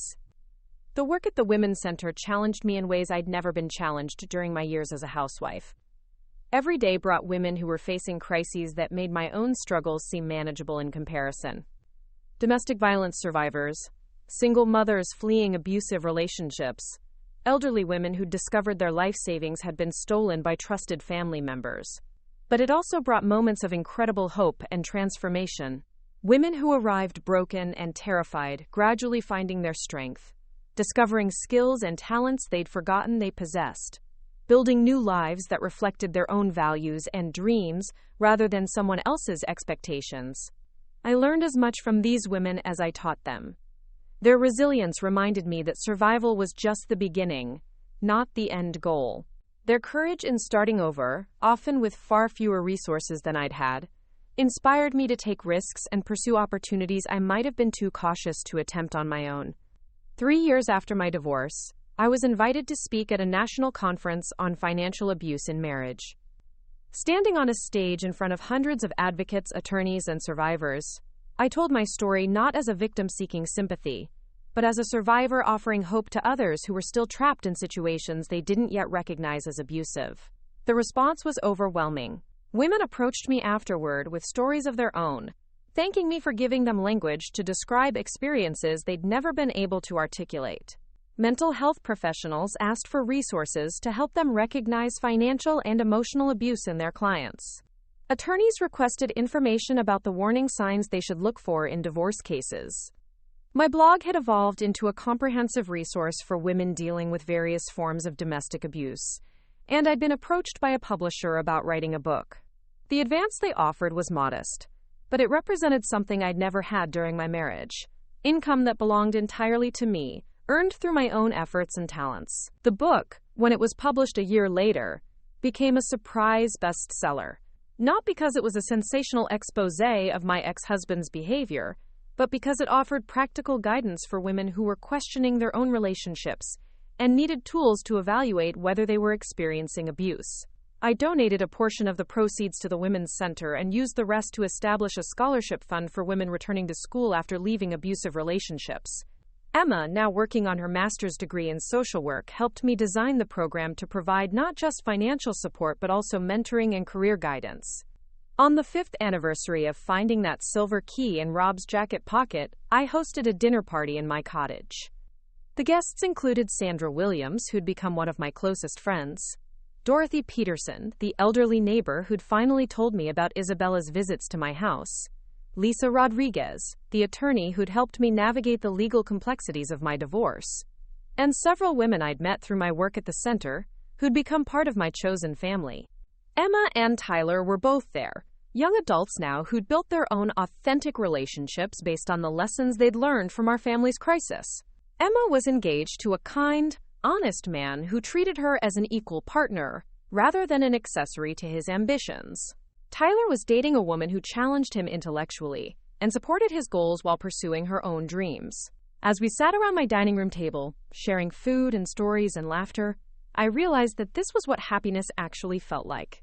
Not the careful performance of contentment I'd maintained during my marriage, but the genuine joy that comes from being surrounded by people who know and value the real you. The conversation turned, as it often did when this group gathered, to the work we were all doing to help other women recognize and escape abusive situations. Sandra had started a financial literacy program at the local library. Dorothy, despite being in her 70s, had become a volunteer advocate for elderly abuse victims. Lisa had established a pro bono practice specifically for domestic violence survivors. We were all women who'd been changed by our encounters with abuse and manipulation, whether our own experiences or those of people we'd helped. We'd learned that trauma could be transformed into purpose, that survival could become advocacy, that the worst experiences of our lives could become the foundation for helping others avoid or escape similar situations. As the evening wound down and my guests prepared to leave, Emma pulled me aside. "Mom, I want you to know how proud I am of the woman you've become. Not just because you left Dad, but because of everything you've built since then. You've turned your pain into power, and you've helped so many other women do the same. Thank you, sweetheart. That means everything to me. I also want you to know that Tyler and I talk about this sometimes, about how different our lives might have been if you'd stayed married to Dad. We probably would have thought that kind of relationship was normal, that deception and manipulation were just part of marriage. Instead, you learned that love requires honesty and mutual respect. Exactly. And we learned that it's never too late to choose authenticity over comfort, truth over convenience. After everyone left, I sat in my living room with a cup of tea, looking around at the life I'd built from the ruins of my marriage. The cottage was quiet but not lonely, filled with artwork created by friends, photographs of genuine moments rather than staged family portraits, books and music that reflected my own interests rather than someone else's idea of sophistication. In my home office, I could see the silver key sitting on my desk, no longer a symbol of betrayal, but a reminder of the moment when I'd finally chosen to see the truth clearly. That key had unlocked more than just Rob's garage shrine to Isabella. It had unlocked my own capacity for courage, my ability to start over, my determination to help other women find their own keys to freedom. I thought about Rob sometimes, wondering if he'd ever achieved the happiness he'd been seeking with Isabella, or if he'd simply repeated the same patterns with someone else. I'd heard through Tyler that he was dating again, a woman from his office who seemed impressed by his stories about his difficult ex-wife and the unfair divorce settlement. I felt sorry for her, whoever she was, but I no longer felt responsible for warning her or trying to prevent Rob from hurting someone else. My responsibility was to continue sharing my story, to keep helping other women recognize the signs I'd missed for so many years, to keep transforming my experience into resources that could benefit others. The blog I'd started as a way to process my own experience had grown into a platform that reached thousands of women around the world. The book had been translated into 6 languages and was being used in counseling programs and domestic violence shelters across the country. The speaking engagements had evolved into a consulting practice that helped organizations develop better resources for abuse survivors. What had begun as the worst betrayal of my life had become the foundation for the most meaningful work I'd ever done. The years I'd lost to Rob's deceptions had been transformed into wisdom that I could share with others. The financial security I'd achieved through the divorce settlement had given me the freedom to pursue work that mattered, rather than work that simply paid the bills. But perhaps most importantly, I'd learned that it was never too late to become the person you were meant to be. At 47 years old, I'd discovered talents and passions I'd never known I possessed. I'd built genuine friendships based on shared values rather than geographical convenience. I'd created a life that was authentically mine rather than a performance of someone else's expectations. The woman who'd found that silver key 5 years earlier had been someone who accommodated and compromised and diminished herself to maintain relationships that were ultimately built on lies. The woman I'd become was someone who spoke her truth without apology, who set boundaries without guilt, who chose her own path regardless of whether others approved. As I prepared for bed in my cottage on Elm Street, I reflected on the journey that had brought me here. It had been painful and terrifying and exhausting at times, but it had also been the most important journey of my life. I'd learned that survival was possible, that transformation was achievable, that it was never too late to choose courage over comfort. Tomorrow would bring new challenges, new opportunities to help other women find their own strength, new chances to use my experience to make a difference in the world. But tonight, I was simply a woman who'd found her way home to herself, and that felt like the greatest victory of all. The silver key still sat on my desk, but I no longer needed it to unlock doors. I'd learned to open them myself. Up next, you've got 2 more standout stories right on your screen. If this one hit the mark, you won't want to pass these up. Just click and check them out.